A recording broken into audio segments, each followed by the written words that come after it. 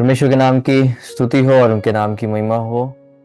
प्रभु ने हमें एक और दिन हमारे जीवन में दिया है, उसके लिए मैं परमेश्वर का धन्यवाद करता हूँ। आज हमारा जो बाइबल स्टडी है, आज हम दूसरे थिस्सलुनीय की किताब को हम लोग पढ़ेंगे। और जैसे हमने पिछला किताब हमने जो पढ़ा था, उसमें काफ़ी चीज़ें हमने सीखी थी। और ऐसे आयत जो हम हमेशा पढ़ा करते हैं, उसके अर्थ क्या है, उसका बैकग्राउंड क्या है, उन सब चीज़ों को हमने समझा था। तो आज का जो जो किताब है हमारे लिए और अहमियत रखता है, उसका कारण क्या है अभी मैं आपको बताऊंगा। आप अपने बाइबलों को खोलें। यह है दूसरा थिस्सलुनीयों की किताब, उसका पहले आयत से हम लोग नीचे पढ़ेंगे। और हम लोग जैसे हम पत्रियों को हम एक एक वचनों को हम लोग पढ़ के उसको समझ के उसका अर्थ जैसे बता रहे हैं, तो वैसे ही होगा हमारा बाइबल स्टडी। और जो बड़े बड़े जो किताब है, उसको हम लोग टॉपिक के अनुसार हम लोग सीखते हैं। इसका इसका कारण क्या है, ताकि जो भी व्यक्ति बाइबल स्टडी सुन रहा है, जुड़ रहा है, वो जब वो बाइबल को जब वो पढ़ता है, तो उसको काफ़ी चीज़ें उसको खुद समझ आती है। और कोई भी वचन छोड़े बिना हम लोग आगे जाने का सबसे अच्छा एक तरीका है एक एक वचन को अलग अलग तरीके से उसको पढ़ने के लिए, है ना। तो हम लोग यहाँ पे देखते हैं कि पौलुस का इस खत को लिखने का भी एक उद्देश्य था। बाइबल में अगर हम देखते हैं, खासकर नए नियम में हम देखते हैं, शुरुआत के जो चार सुसमाचार है, वो सुसमाचार के अकाउंट्स के रूप में हम लोग देखते हैं। मतलब सुसमाचार एक ही है, परंतु चार लोगों ने अपने दृष्टिकोण से उसको लिखा है। अगर एक ने बोला है यीशु राजा है, एक ने बोला है कि यीशु मनुष्य का पुत्र है, एक ने बोला है कि यीशु इस संसार का उद्धार करता है, और आखिरी ने बोला है कि यीशु मसीह परमेश्वर का एकलौता पुत्र है ना। तो चारों ने अपने अपने दृष्टिकोण से जैसा उन्होंने यीशु को देखा, वैसे उन्होंने हमको बताया। और हम लोग जब उन चारों को जब पढ़ते हैं, तो हम यीशु मसीह के विषय में हमको संपूर्ण हमें ज्ञान हमें उन सुसमाचार के हमें अकाउंट से हमें मिलता है। उसके बाद हम लोग जो देखते हैं, हम लोग प्रेरितों का काम में कलीसिया का इतिहास, कलीसिया पवित्र आत्मा के आने के बाद से लेकर पौलुस के जेल में जाने तक का जो पूरा जो इतिहास है, उसके विषय में हम लोग वहाँ पे देखते हैं। और वो बहुत ही अद्भुत तरीके से हम लोग कलीसिया की शुरुआत को, और कलीसिया किस तरीके से कलीसिया आगे गई, कलीसिया में भी प्रॉब्लम्स आए, और किस तरीके से उस समय के परमेश्वर के अगुओं ने उसको डील करा, हम लोग वहाँ पे देखते हैं। उन्होंने किस तरीके से उसको उन्होंने ठीक करा, उस सब के विषय में हम लोग देखते हैं। उसके बाद से लेकर रोमियो की पत्री से लेकर हम प्रकाशित वाक्य तक हम जो भी देखते हैं, वो सारे पत्रियां हैं, ठीक है। और कोई भी पत्री बाइबल में जो है, उसको उसको बिना किसी मतलब के नहीं लिखा गया है ना। सब पत्रियों के लिखने का एक कारण है, सबका एक संदर्भ है, और सब एक कलीसिया के लिए लिखा गया है ना। रोड पे चलने हुए किसी व्यक्ति को, या जो प्रभु को नहीं जानते, उनके लिए नहीं है जो भी पत्रियां लिखी गई है ना। तो पत्रियां कलीसियाओं के लिए लिखी गई है। कलीसियाओं के प्रॉब्लम्स को हम वहाँ पे देख सकते हैं। झूठे उपदेशक, जैसे हम देखते हैं पहले पत्रस में लिखा हुआ है कि झूठे उपदेशक तुम्हारे बीच में से ही खड़े होंगे, है ना। मतलब कलीसिया के अंदर से ही लोग खड़े होंगे जो गलत शिक्षाओं को बताएंगे, और उनको काटते हुए, उनको क्या कहते हैं, डील करते हुए परमेश्वर के दासों ने, चाहे वो याकूब हो, चाहे वो पौलुस हो, चाहे वो पतरस हो, और चाहे वो यूहन्ना हो, इन सब ने झूठे शिक्षाओं को उन्होंने खंडन करके लिखा है ना। आज के हमारे ज़माने में अगर हम झूठे शिक्षाओं के खिलाफ बोलते हैं, तो हमें बोला जाता है कि आलोचना मत करो, है ना, न्याय मत करो, है ना। परंतु हम देखते हैं कि यीशु मसीह के सारे चेलों ने जब भी उन्होंने पत्रियाँ लिखी, उनका एक सबसे मेन एक टारगेट था झूठी शिक्षाओं को खंडन करके सही शिक्षाओं को लोगों को बताना। उन्होंने ये कहाँ से सीखा? अगर हम लोग उस बात में अगर दिलचस्पी रखते हैं, तो मैं आपको बताना चाहता हूँ, उन्होंने उनके स्वामी प्रभु यीशु मसीह से सीखा, है ना। प्रभु यीशु मसीह भी क्या करते थे? झूठी शिक्षाओं को, है ना, झूठे उपदेशों को, है ना, मनुष्य की मनगढ़ंत कहानियों के विपरीत हम लोग यीशु मसीह को हमेशा खड़े होते हुए देखते हैं। और हम लोग देखते हैं कि यीशु मसीह सबसे ज़्यादा अपनी सेवकाई में जिन लोगों के विपरीत खड़ा हुआ, वो थे फरीसी और सदूकी, है ना। ये फरीसी और सदूकी घमंड करते थे, उनको बाइबल पता है, है, और वो अपने बाइबल का ज्ञान, जो कि जब हम बाइबल बोल रहे हैं, हम पुराने नियम और नए नियम की बात नहीं कर रहे, हम सिर्फ पुराने नियम की बात कर रहे हैं, ठीक है। तो पुराने नियम उस ज़माने में सिर्फ उनके पास वो था, और वो लोग घमंड करते थे, उनको ये सब कुछ पता है, परंतु ये सब जानने के बावजूद वो लोगों को प्रभु के पास आने से रोकते थे, है ना। और प्रभु यीशु मसीह ने अपने चेलों से भी बोला कि फरीसियों और सदूकियों के खमीर से बच के रहो, है ना। और यीशु मसीह ने उनके क्या कहते हैं, उनके उस शिक्षाओं को यीशु मसीह ने काटते हुए, उनको एक्सपोज करते हुए, यीशु मसीह ने एक पूरा एक अध्याय हम लोग देखते हैं मत्ती के किताब में। आपको जब मौका मिले तो आप अपने घर पे बाइबल स्टडी के बाद पढ़ सकते हैं, मत्ती की किताब 23वां अध्याय। इसमें यीशु मसीह ने उनके विषय में पूरा का पूरा खुल्लम खुल्ला उनको एक्सपोज करके उनके विषय में लिखा है। और यहाँ पे एक शब्द जो बार बार लिखा है, वो लिखा है हाय, है ना, या इंग्लिश में शब्द इस्तेमाल किया है वो, WOE, ठीक है। तो इंग्लिश में उस शब्द का और यूनानी में जो शब्द है वो श्राप के विषय में लिखते हैं, ठीक है। तो प्रभु यीशु मसीह इन लोगों को, जो प्रभु से लोगों को अलग कर रहे हैं, उनको सांत्वना नहीं दिया, परंतु उनके ऊपर हाय लगाया, भाई कि हाय कि तुम ऐसे कर रहे हो, है ना। तो ये जो साइड है, हम यीशु का देखना पसंद नहीं करते हैं, परंतु मैं आपको ये सारी बातें क्यों बता रहा हूँ कि जो पहला जो थिस्सलुनीके की जो किताब जो पौलुस ने लिखी, तो वहाँ पे कोई झूठी शिक्षा नहीं थी, ठीक है। बट तब भी उनको सही शिक्षा में खड़े होने के लिए, अच्छा एक उदाहरण बनने के लिए, जो प्रभु को नहीं जानते हैं उनके सामने भी अच्छी एक गवाही बना के रखने के विषय में है। और काफ़ी ऐसे जो खरी जो शिक्षाएं हैं उसको बताई जाती है। परंतु जो ऐसी दूसरी पत्री की बात आती है, तो यहाँ पे बिल्कुल जो फोकस है वो यहाँ पे बदलते हुए हम देखते हैं, क्योंकि यहाँ पे पौलुस के पास एक समाचार पहुंचा कि जो ये थिस्सलुनी की जो कलीसिया के जो लोग हैं, ये इनके बीच में ऐसी एक बात प्रचार की जा रही है, उनके हृदय में डाली जा रही है कि प्रभु का आगमन हो चुका, ठीक है। आपने जैसे ही सुना प्रभु का आगमन हो चुका है, आपको कुछ कल्ट ग्रुप का नाम याद आ रहा होगा, है ना। हाँ, तो थिस्सलुनी के कलीसिया में ऐसे कुछ लोग प्रचार कर रहे थे, ऐसे कुछ लोग दूसरों को शिक्षाएं दे रहे थे भाई कि प्रभु आ चुके हैं, ठीक है, जो कि गलत है ना। तो पौलुस ने नहीं बोला भाई कि चलो कुछ नहीं, वो तो उनकी सोच है ना, उनको शायद प्रभु ने यही दिया होगा, चलो मेरा काम नहीं है उनको उत्तर देने का, नहीं। हम लोग देखते हैं पौलुस ने इस पूरे पत्री में उस चीज को फोकस करा है, और अंत के समय के विषय में काफी बातों को यहाँ पे लिखा गया है, ठीक है। तो बहुत ही इंटरेस्टिंग होने वाला है। हम इस किताब को हम 2 क्लास में हम इसको फिनिश करेंगे, परंतु हमारे लिए बहुत ज़रूरी है हमारे लिए ये समझना कि अंत के विषय में जैसे 2000 साल पहले कंफ्यूजन था, आज भी वही कंफ्यूजन है, ठीक है। क्या परमेश्वर के वचनों में कंफ्यूजन है? क्या परमेश्वर के आत्मा ने कलीसिया को कंफ्यूजन में डाला हुआ है? नहीं, ये उन लोगों के द्वारा हो गया है जो प्रभु के वचनों के परे की शिक्षाओं को अपने अंदर लेकर दूसरों को भटकाते हैं, ठीक है।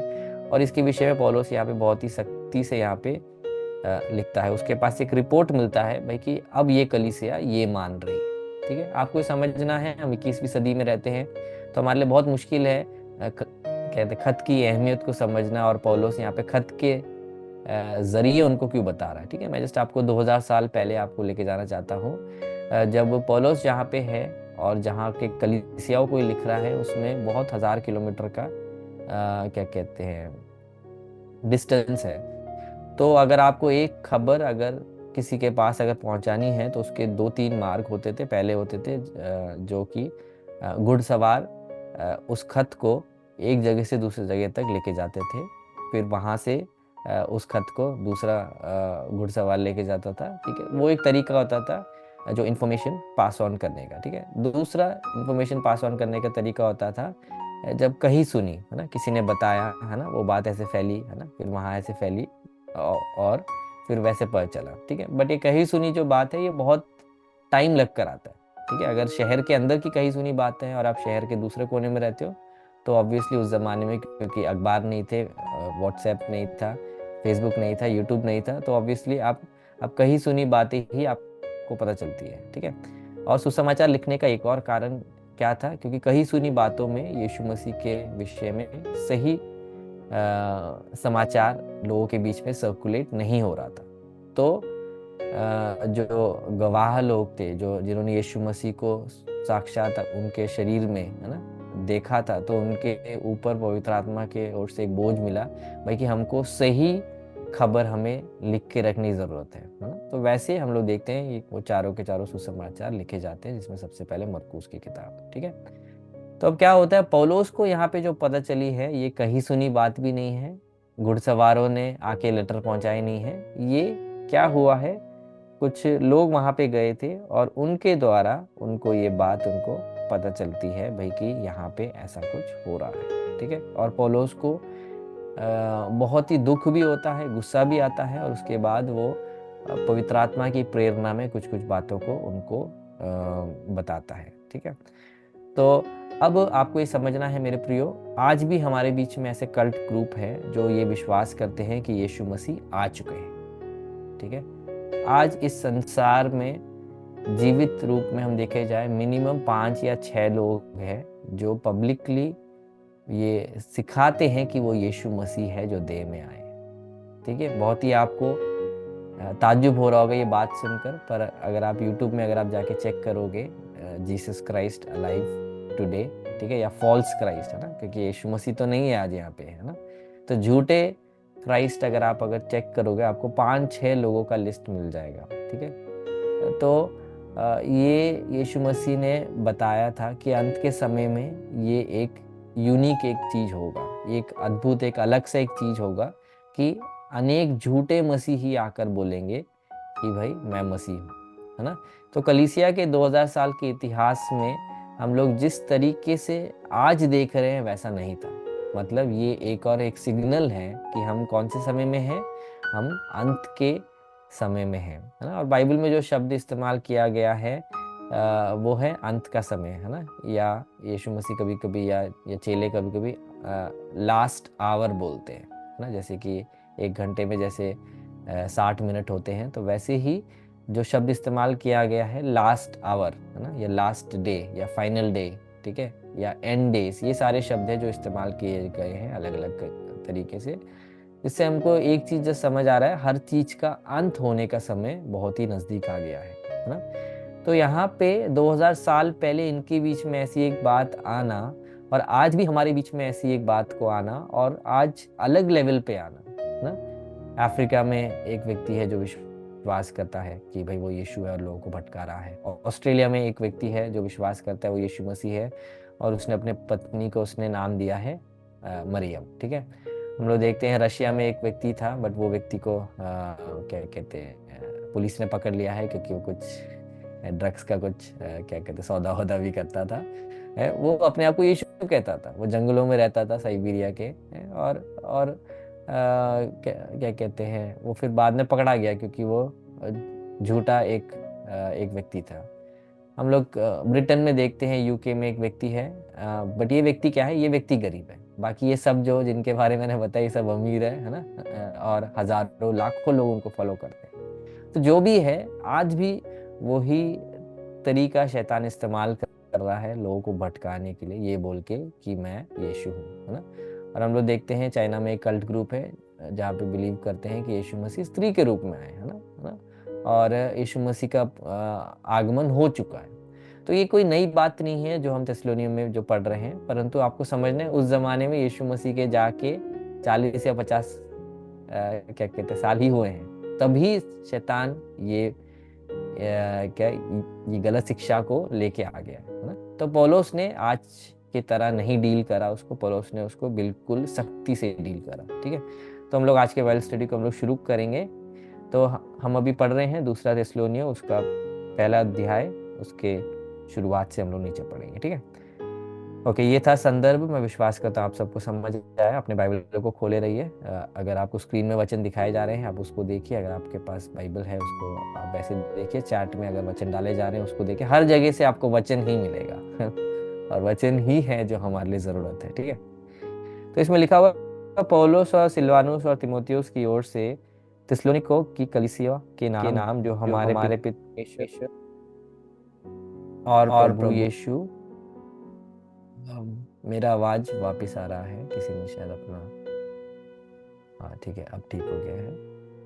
ओके। हमारे पिता परमेश्वर और प्रभु यीशु मसीह की ओर से तुम्हें अनुग्रह और शांति मिलती रहे। ठीक है, यही संबोधन हम लोग पहले भी देखते हैं कि पौलुस ने उस कलीसिया को दिया था। ठीक है, अब हम लोग देखते हैं तीसरा आयत, आपको स्क्रीन में दिख रहा है। हे भाइयों, तुम्हारे विषय में हमें हर समय परमेश्वर का धन्यवाद करना चाहिए, और ये उचित भी है, इसलिए कि तुम्हारा विश्वास बहुत बढ़ता जाता है और तुम सबका प्रेम आपस में बहुत ही होता जाता है ना। ये हमने सेम लफ्ज़ों को हमने पहले अध्याय में भी हमने उसको देखा था।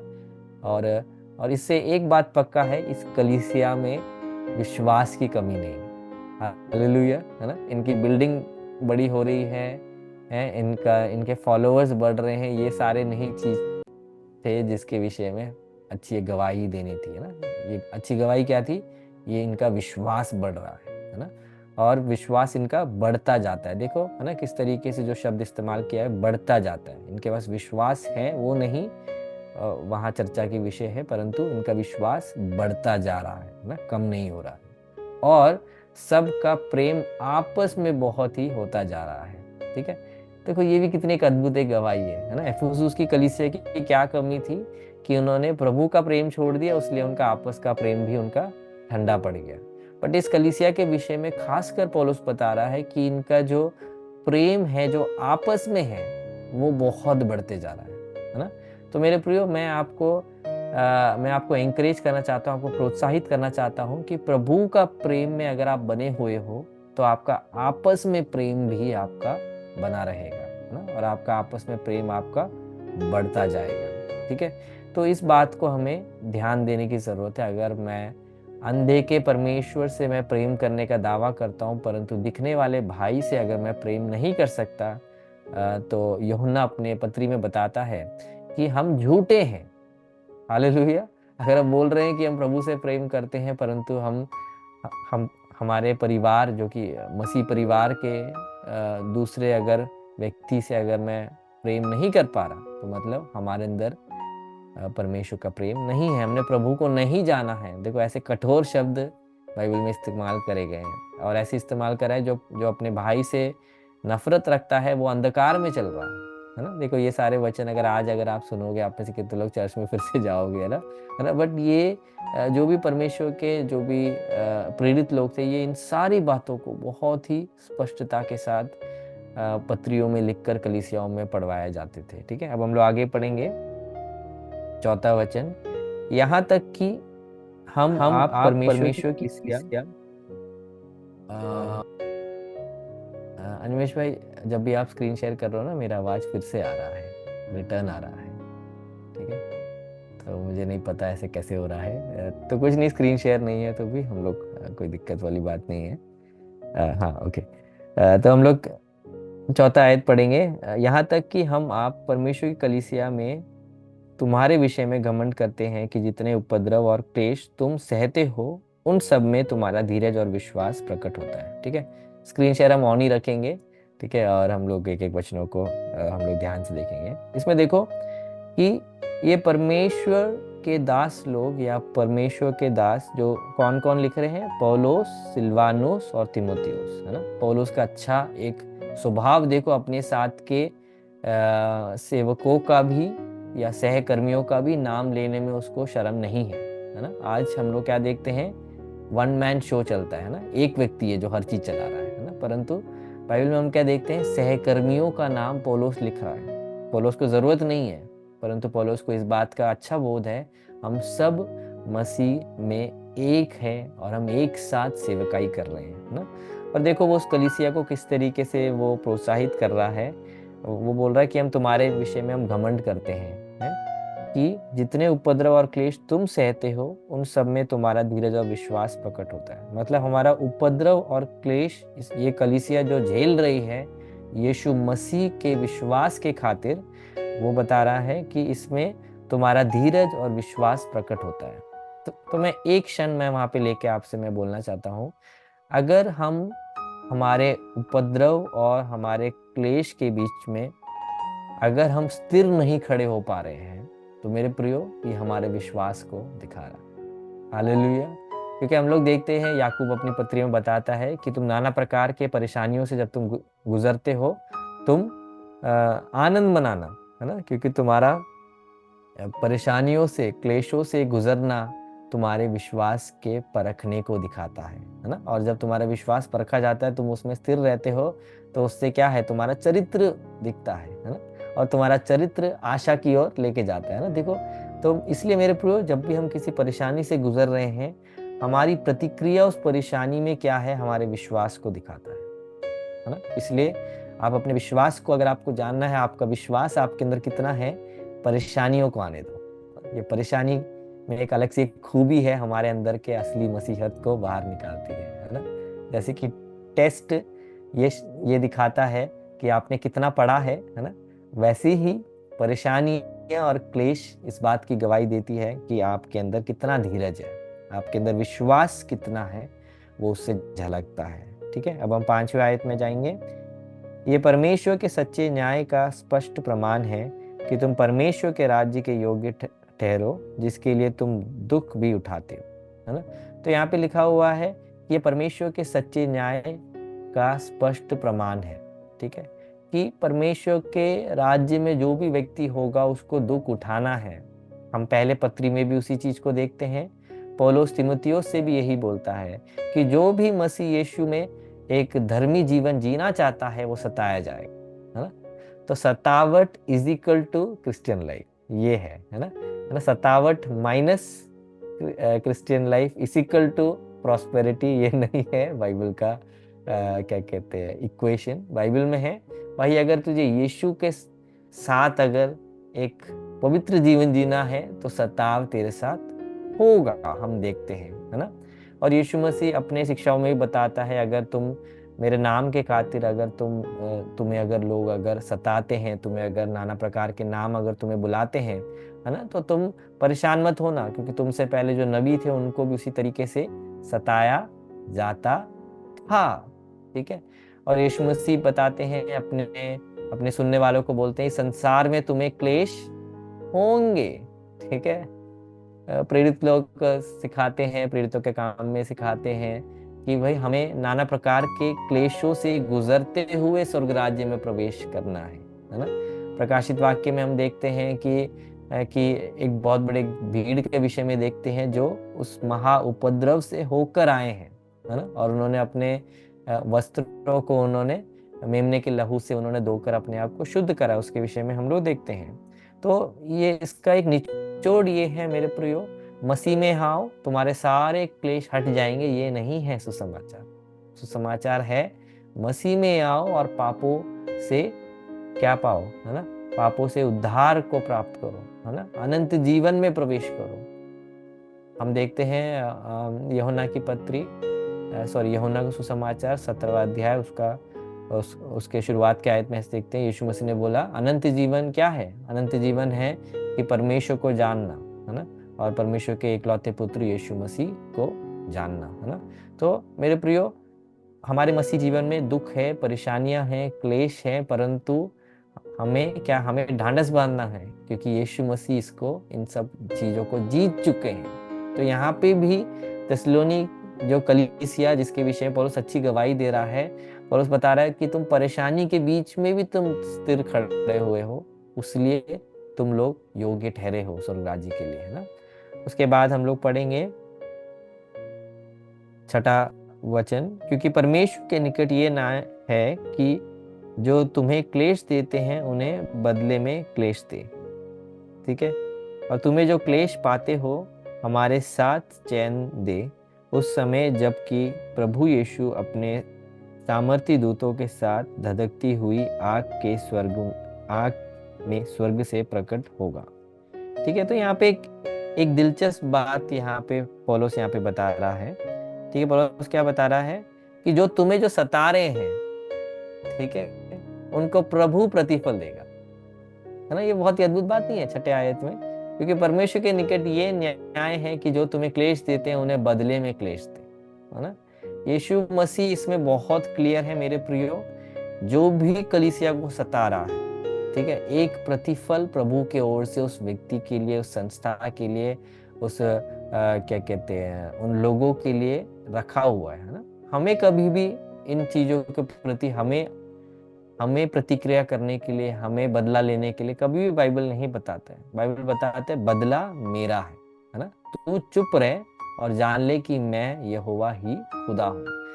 तो ये बात है, इसका हमें स्पष्ट रीति से हमको चीज कहाँ दिख रहा है, हमें प्रकाशित वाक्य में दिख रहा है, जहाँ पे यीशु मसीह के नाम के खातिर जो लोग मारे गए हैं, है ना, उनकी जो आत्माएं हैं वहां पे बोलते हैं, हे प्रभु, तू कब पृथ्वी में रहने वाले लोगों से तू तू बदला लेगा हमारे प्राणों को लेने के लिए। तो प्रभु बोलते हैं भाई इंतजार करो, है ना, अभी तुम और देर वेट करो, है ना, वो समय आ रहा है ना। तो मेरे प्रियो, मैं भी आपको यही बताना चाहता हूँ, आप वेट करो। हमको हमको बदला नहीं लेना है, हमको श्राप दे के प्रार्थना नहीं करना है, हमको बर्बादी की प्रार्थना हमें नहीं करना है। परंतु परमेश्वर का जो न्याय है वो ये है कि परमेश्वर अपने समय में, हालेलुया, उस बात को, है ना, जब यीशु मसीह बादलों में जब आएंगे, यीशु मसीह जब अपने उस श्वेत सिंहासन पे बैठेंगे, है ना, तो, है ना, लेखा जोखा वहां पे लिया जाएगा, है ना। अब देखो जो 7वां जो वचन है उसको आप बहुत ही आप ध्यान से पढ़ना। उसमें लिखा है कि परमेश्वर आश्वासन देगा, ठीक है, और तुम्हें जो क्लेश पाते हो हमारे साथ चैन दे, है ना। परमेश्वर जो बदला लेगा, वो ही परमेश्वर हमें आश्वासन भी देगा। किस समय? उस समय जबकि प्रभु यीशु अपने सामर्थी दूतों के साथ धधकती हुई आग में स्वर्ग से प्रकट हो। किस समय है ये? वो समय जब यीशु मसीह आएगा। हालेलुया। आज के समय शायद हम लोग कोई प्रतिफल लेना या ऐसी बातें हम लोग शायद अभी नहीं देखेंगे, है ना। यीशु मसीह ने भी अपने चेलों को बार बार सिखाया, है ना, कि फरीसी लोग जो कर रहे हैं उसका प्रतिफल उन्हें मिल रहा है ना। फरीसी लोग क्या कर रहे थे? फरीसी लोग रोड पे जाके खड़े होके वो प्रार्थना करते थे ताकि लोग उनके विषय में, है ना, बड़ी बड़ी बातें बोले, देखो कितना भक्त है ना, देखो, है ना, प्रार्थना कर रहा है ना। बोलो, यीशु मसीह बोल रहा है उनको उनका प्रतिफल मिल चुका है ना। वो लोग जब दान पेटी में जब कुछ डालते हैं वो चाहते हैं कि लोग उनको देखें और उनकी वाहवाही करें। तो यीशु बोल रहा है उनको उनका प्रतिफल मिल चुका है ना। यीशु मसीह बोलते हैं कि फरीसियों की नाई मत बनो, जो क्या कहते हैं, वो बाजार में वो इज्जत से वो संबोधन किया जाना वो पसंद करते हैं, है ना। वो बड़े बड़े अच्छे, वो शादियों में वो सबसे उत्तम स्थानों को वो चाहते हैं, है ना। तो यीशु मसीह बार बार उन्हें बोल रहे हैं कि उनको उनका प्रतिफल मिल चुका है ना। तो क्या है प्रतिफल फरीसियों का? वो है इज्जत जो वो चाहते थे लोगों के द्वारा। हालेलुया, है ना। वो जो बातें चाहते थे वो ये संसार की चीजें थी और वो उनको मिल गई है। परंतु मसीही लोगों को, यीशु मसीह अपने चेलों को हमेशा बोले जाते हैं, परंतु तुम्हारा प्रतिफल अभी नहीं है। हालेलुया। हमारा प्रतिफल कब है मेरे प्रियो? जब यीशु मसीह बादलों में आएंगे, जब यीशु मसीह अपने सुरदूतों के साथ आएंगे, जब यीशु मसीह, हालेलुया, हमें हमें अपने पास हमेशा के लिए रखने के लिए जब आएंगे, हमारा प्रतिफल तब मिलेगा, है ना। तो हमें उस प्रतिफल के लिए हमें इंतजार में हमें रहना है मेरे प्रियो, और हमें हमारा परमेश्वर में मदद करने पाए। उसके बाद हम लोग 8वें आयत की ओर हम लोग आएंगे। 8वें आयत में ऐसे लिखा है, और जो परमेश्वर को नहीं पहचानते और हमारे प्रभु यीशु मसीह के सुसमाचार को नहीं मानते, उनसे पलटा लेगा। देखो, यहाँ फिर से बहुत क्लियर है, बहुत क्लियर है, इसको मैं एक्सप्लेन नहीं करना चाहता। एक समय आएगा जब प्रभु लेका जो करेगा। अभी हमको काफी बार हमें लग रहा होगा प्रभु चुप क्यों है ना, जब लोगों को सताया जा रहा है ना। कल एक न्यूज़ आया, आपके पास भी आया होगा, जब एक व्यक्ति को मौत के घाट उतार दिया गया है, इतने सारे लोगों ने एक साथ मिलकर, है ना, क्योंकि वो मसीह में विश्वास रखता था। इस सब का हमको प्रभु की ओर से अभी कुछ हमें नहीं दिख रहा है, परंतु एक समय आएगा मेरे प्रियो, और उस समय के लिए हमें इंतजार करना है। हालेलुया, है ना, क्योंकि पलटा लेने वाला, है ना, प्रतिफल देने वाला, है ना, वो प्रभु है। और प्रभु जब करेगा वो अपने हिसाब से करेगा, है ना। हमें उस समय तक हमें प्रभु में बने रहना है ना, लोगों के लिए प्रार्थना करनी है, हमें हमें विश्वास में स्थिर रहने की हमें ज़रूरत है। अब हम लोग आगे जाएंगे। वो प्रभु के सामने से, 9वां वचन, वो प्रभु के सामने से और उसकी शक्ति के तेज से दूर होकर अनंत विनाश का दंड पाएंगे। ठीक है, तो अनेक लोग जब सुसमाचार प्रचार करते हैं वो उस अनादिकाल के जीवन को बता देंगे, परंतु उस अनादिकाल के मृत्यु को, अनादिकाल के नाश को लोगों से छुपाते हैं। परंतु मेरे प्रियो, परमेश्वर का वचन यहाँ पे हमें बहुत ही क्लियर रीति से बताता है। यूहन्ना 3:16 वो क्या बताता है कि परमेश्वर ने जगत से ऐसा प्रेम किया कि उसने अपने एकलौते पुत्र को दे दिया, ताकि जो कोई उसमें विश्वास करे वो नाश ना हो, है ना। तो यहाँ पे नाश ना होने के विषय में एक चीज को जोड़ के बताया जा रहा है, जो विश्वास करता है और जो विश्वास में बने रहता है वो है जो नाश नहीं होगा, है ना। तो मतलब जो विश्वास नहीं करते हैं एक अनादिकाल की मृत्यु की ओर वो जा रहे हैं। इसलिए बाइबल बताता है कि जो मृत्यु की ओर, जो नाश की ओर जो जाता है वो मार्ग क्या है, वो चौड़ा है ना। जो जीवन की ओर जाता है वो मार्ग सकरा है, उसमें बहुत कम लोग होंगे, उसमें दुख होगा, वहां पे क्लेश होगा, हालेलुया। वहां पे लोगों के द्वारा, हालेलुया, आपको शायद आपको त्यागा जाना होगा, शायद आपके अपने ही आपको पराये लोगों की तरह आपसे बर्ताव करेंगे, है ना। यीशु मसीह के खातिर, हालेलुया, हम लोग क्या देखेंगे, लोग हमें भला बुरा हमें कह रहे हैं, है ना। यीशु मसीह खातिर हमें भला तो कहते हुए लोग हम नहीं सुनते हैं, है ना, परंतु बुरा हमें कहते हुए सुनते हैं। परंतु यीशु बता रहा है कि उस मार्ग में, यीशु के मार्ग में क्या है, वो अनंत जीवन की ओर जा रहा है। तो यहाँ पे थिस्सलुनीकियों के पत्री में यहाँ पे पौलुस भी उनको यही बता रहा है कि वो प्रभु के सामने से और उसकी शक्ति के तेज से दूर होकर अनंत विनाश का दंड पाएंगे। एक अनंत एक विनाश की ओर ये संसार जा रहा है, परमेश्वर से बैर कर कर, परमेश्वर के पुत्र के नाम की खिल्ली उड़ाकर, हालेलुया, परमेश्वर के लोग को सताकर, हालेलुया। जब संसार आगे की ओर जारी है, बाइबल बता रहा है कि वो खुद एक दंड को अपने ऊपर ला रहे हैं, हालेलुया। और उसके बाद हम लोग 10वां वचन में देखते हैं, ये उस दिन होगा जब वो अपने पवित्र लोगों में महिमा पाने और सब विश्वास करने वालों में आश्चर्य का कारण होने को आएगा, क्योंकि तुमने हमारी गवाही की प्रतीति की है। देखो, यीशु मसीह के आगमन के विषय में क्या विश्वास, क्या आशा हमारे अंदर, हालेलुया, डाला जा रहा है, हालेलुया, कि तुम संयम बरतो, है ना, तुम बने रहो, क्योंकि वो समय बहुत नजदीक आ रहा है। जब हम अपने संसार में आसपास, जब अभी हम देख रहे हैं, है ना, क्या क्या हो रहा है मेरे प्रियो, है ना।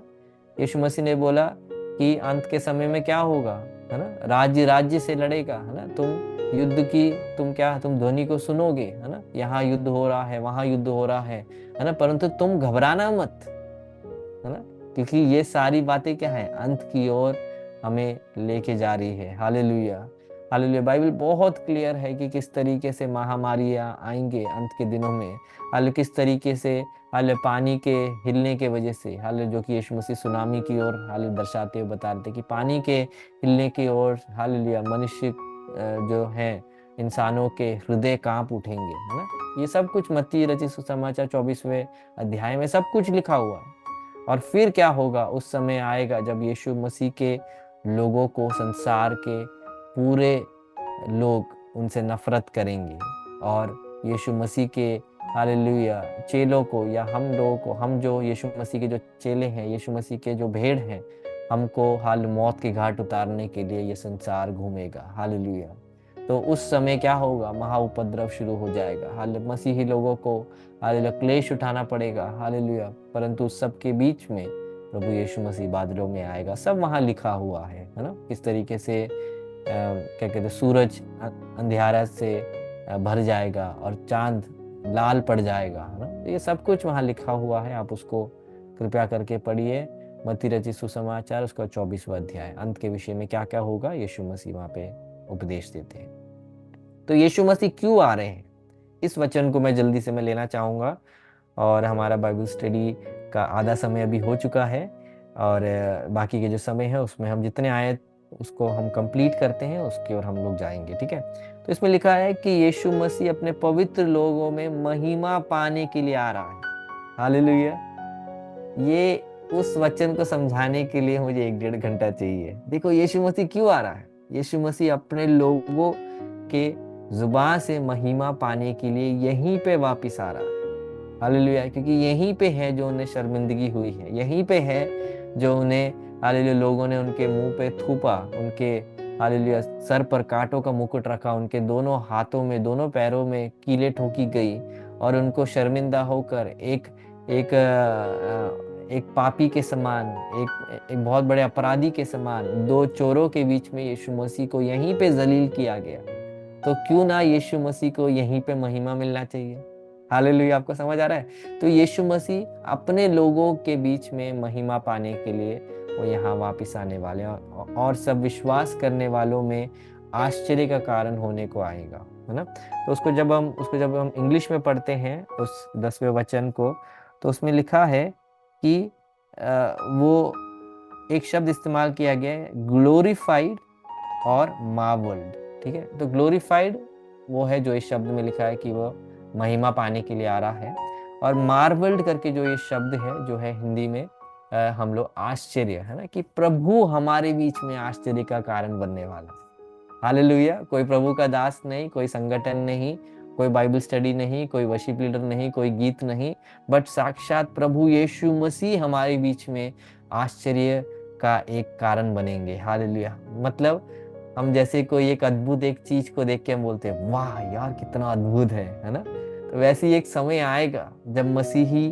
हर हर देश के, हर जाति के, है ना, चाहे वो काले हो, चाहे वो गोरे हो, चाहे वो नाटे हो, चाहे वो लंबे हो, चाहे वो किसी भी सभ्यता के हो, चाहे वो कोई भी भाषा बोलते हो, अगर वो मसीह में है तो एक समय आएगा यीशु मसीह उन सब के बीच में एक आश्चर्य का एक कारण बन जाएगा। हालेलुया, जो कि आज भी बनना चाहिए।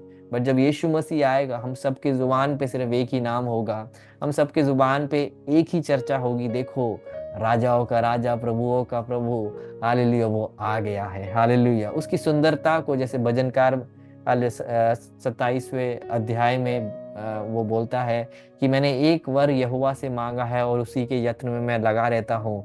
हालेलुया, कि मैं उसके मंदिर में उसके मैं बसना चाहता हूँ, उसके मनोहर हाले रूप को मैं निहारना चाहता हूँ। हालेलुया मेरे प्रियो, वो समय आने वाला है, वो समय बहुत नजदीक आ गया है मेरे प्रियो।